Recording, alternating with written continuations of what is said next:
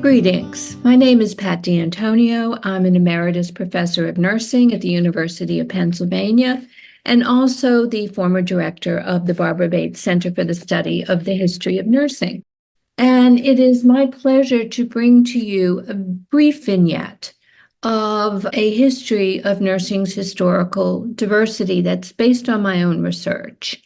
And I think this is important because right now in our discipline, changing the face of the profession so it's as diverse as the men, women, and children it serves is a critically important agenda.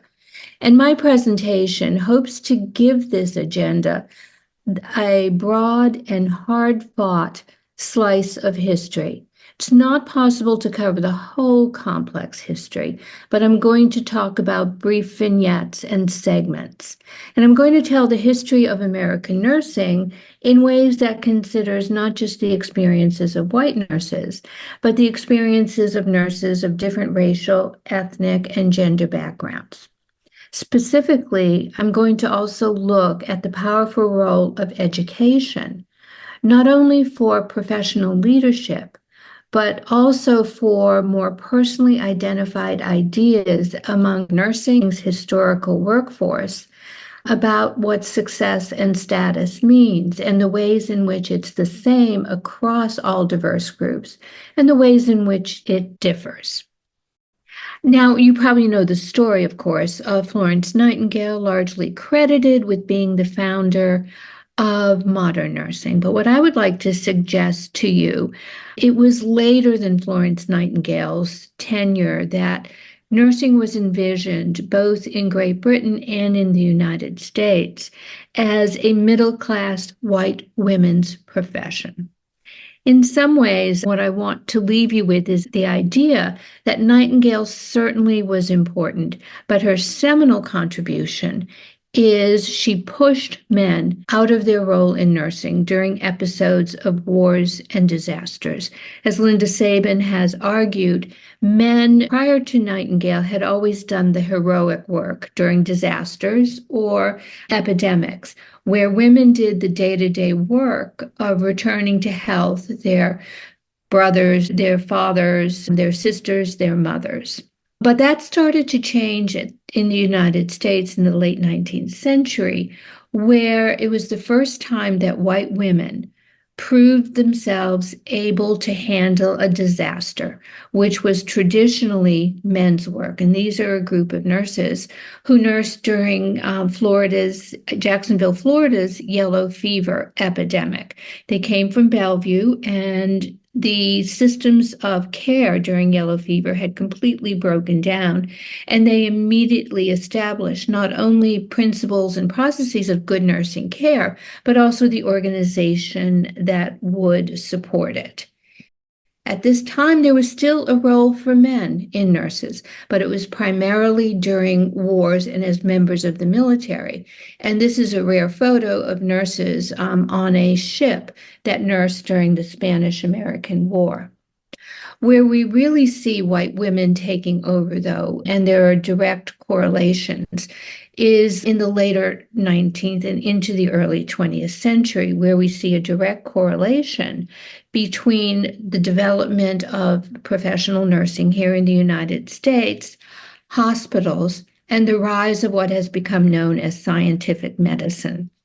What I argue is that by training in hospitals, not in homes where most of nursing took place, and by aligning themselves with the scientific knowledge that was physicians' domains, these women were able to carve for themselves a strong and legitimate relationship with medical knowledge. And this allowed them to successfully compete with their biggest competitors, which were actually mothers, not untrained nurses. And we see this move from the home to the community, and we see the explosive growth in numbers of training schools and nurses from 1900 to 1930.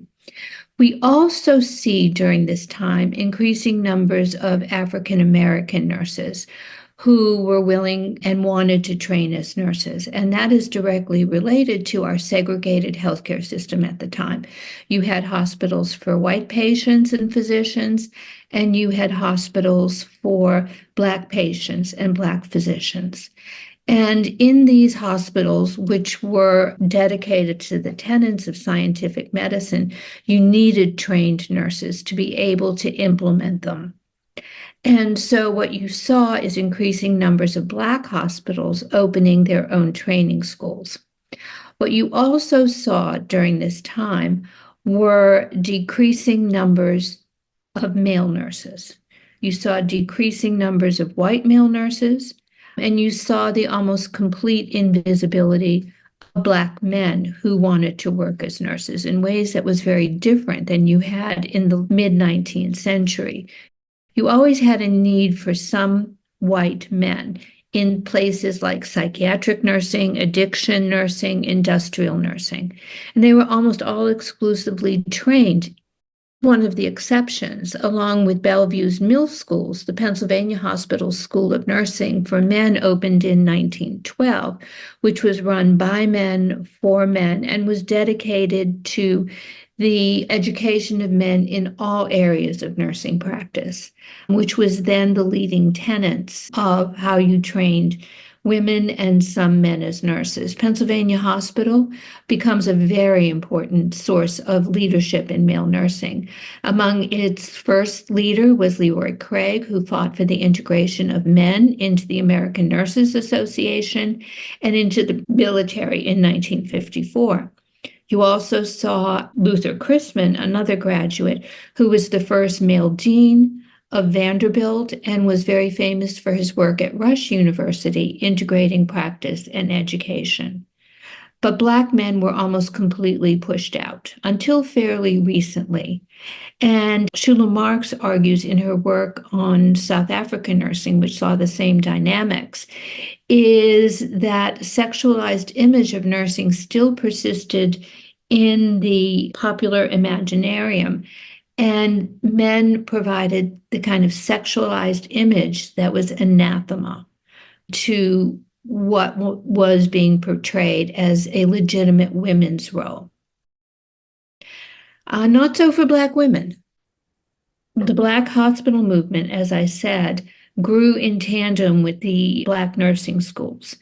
But race always took precedence, even in those few venues where you saw some integrated, not integrated nursing schools, but often you had Black nurses taking care of white patients, particularly in urban areas. But one of my questions was, why would these Black women, who were very definitely segregated within nursing, want to become nurses if they had a more marginal position? And what I found was that Black nurses went into nursing for exactly the same reason as white nurses. Probably about a third of them wanted to go to college, but they had no resources. And for many Black and white women, nursing was an alternative. And what I found by looking at these women over time, many of them did finally succeed in getting a baccalaureate education, although it was the hard way, course by course, one semester at a time over years. They wanted 3 years away from their families, a not unreasonable desire among women in the early to mid 20th century. And nursing provided a safe and somewhat protected space for them to do that if they couldn't live on college dorms. They wanted to be respectable and respected and do valued professional work. It was a little different for Black nurses because they very explicitly saw themselves and they termed themselves as, quote, race women, who would be a vanguard for the movement of integration and equality. And they felt if white patients were able to take them as professionals, they'd be providing a huge service for the entire desegregation and integration movement of their brothers and sisters. And finally, both Black and white nurses wanted to know, frankly, they, quote, could always get a job in some areas of clinical practice. Now, another, of course, key difference was the fact of de facto and de jure segregation. Since its founding, the American Nurses Association purposely and systematically excluded Black nurses.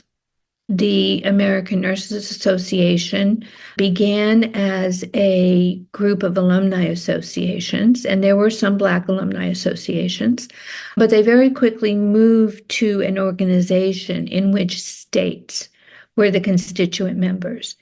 And a lot of states, particularly in the South, had state nurses association that explicitly refused to admit Black nurses. There were some examples, particularly among public health nurses, of nurses crossing what historians called the racial color line, particularly in big cities like Chicago, New York, and Richmond. You had Black nurses working side by side with white public health nurses. That didn't mean that everything was equal, because Black nurses were restricted to working with their own community population, and they were paid less than white nurses. The critical issue that spanned every place where Black nurses work is that white nurses could not take orders from Black physicians. And so to mitigate this kind of what was seen as a social disaster, they often had Black nurses, public health nurses, working with Black physicians. The ethos at the time was separate but equal. The American Nurses Association and the NLN were committed to creating a structure where Black nurses in their own segregated training schools had excellent education. But by the 1940s, a new generation of savvy, politically connected, and single-minded, ambitious Black nurses were determined to change that. War is always a curious incident in the history of healthcare because it's times of tremendous change. Black nursing leaders and Black activists in general sought changes during World War I. If Black soldiers are fighting for the freedom of our country, they should enjoy the same freedoms when they returned. It was an unmitigated disaster in World War I.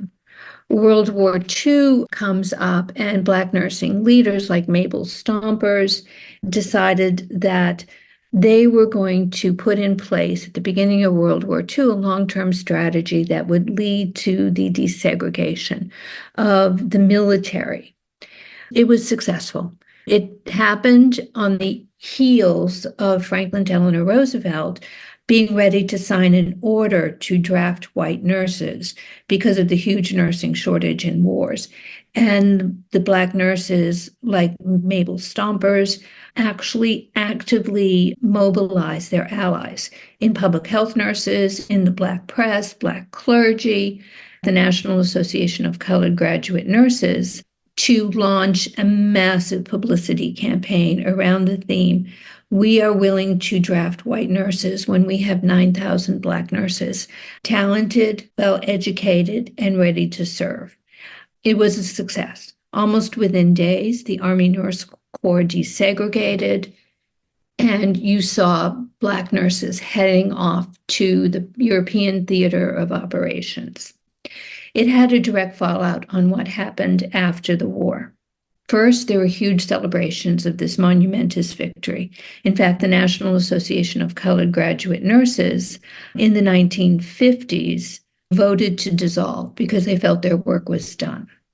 Some organizations, such as the NLN, immediately changed so that individual members could become members of the organization, not states. But among the American Nurses Association, it was as late as the 60s that some states held fast to their bylaws that refused the admission of Black nurses to the state nursing organization. In fact, Louisiana was the last holdout. And it was in the early 1960s that Louisiana finally capitulated, but only on the threat of being disbarred from the American Nurses Association if they did not desegregate. And I'm very particularly using the word desegregate, not the word integration, because I think there are two very different meanings to those words. In fact, the failures of integration was one of the factors that led to the Black nurses and other organizations representing nursing of color decided to form their own organization in the 1970s. In terms of men, it was not until 1954 that men were able to gain access both to membership in the American Nurses Association, they were in a special category, and that they were able to gain admission to the military. Men were very successful in the military. By 1966, they represented the majority of nurses in positions of administration and in anesthesiology. Now, as I think about concluding, one of the things that has shaped my perspective is many of the histories of nursing have usually been framed by traditional perspectives that considers nursing only in its relationship to their actual work. But nursing, I would argue in closing, is not just about the work. It's also about the meaning of work. These meanings have often been as much about nursing as it has been about class and community status. They have been about who has a place within and who aspired to a particular social group. Unlike most other accessible forms of work, nursing provided opportunities to many from a variety of backgrounds, seeking a step up from and out of traditional expectations. Certainly, most of the men and women who chose to do nursing's work also wanted to do good, but they also wanted to do well. And they wanted to do so in the social spaces they occupied in their own communities, neighborhoods, professional organizations, and families, as well as in the clinical spaces they created within their own workplace. These women and some men who chose to do the work of nursing understood the enduring link between education and at least the perception of middle-class status in 20th century America, whether they chose nursing as a lifelong commitment to a kind of work, and I have argued in other places that it's really nurses of my generation who were educated in the 70s that really viewed nursing work in this way, or as part of a strategic plan that moved them toward the creation of a different kind of life. They always believed that an identity as a nurse gave them both by association and by virtue of their training, a place among the more educated members of particular, albeit not all, communities. And I think by expanding our understanding of the meaning and purpose, and particularly the historical meaning and purpose of nursing education, nursing's work, we can expand our definition of how to integrate, not just desegregate, all nurses of different racial, gender, ethnic, and religious backgrounds into the very proud and very important work that we nurses do. Thank you very much.